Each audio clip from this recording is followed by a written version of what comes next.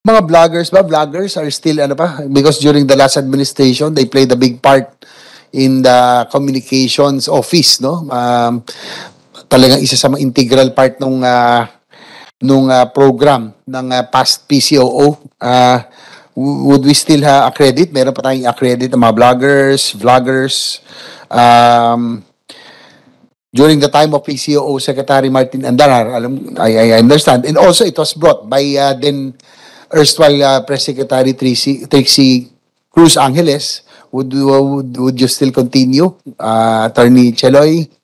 Yes, Mr. Chair, tama po kayo. Nag-umpisa po ito last administration at pinagpatuloy po siya ng dating Secretary Trixie Angeles. Ngayon po, we will continue to conduct the study and evaluate kung pwede po silang ma-accredit po sa pagko-cover sa atin sa Malacanang.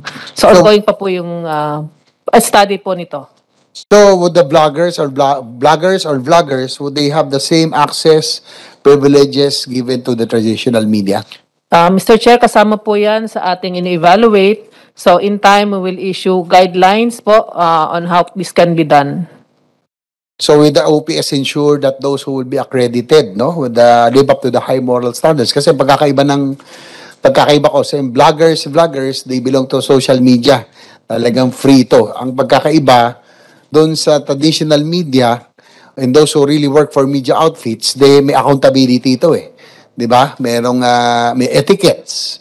So yun ang pagkakaiba eh. Sa social media, free for all. 'Di ba?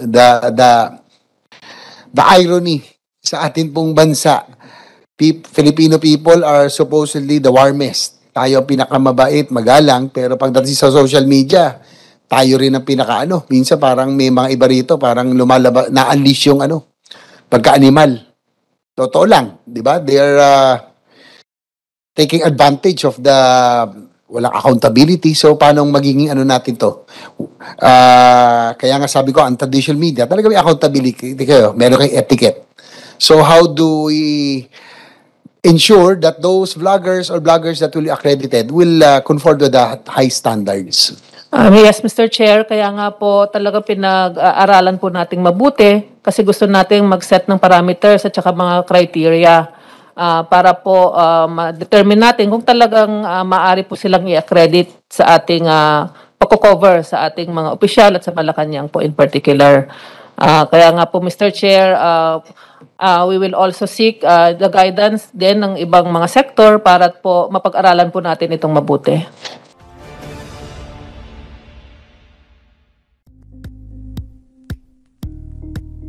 Thank you for watching Politico TV. Please like and subscribe to our channel for more videos.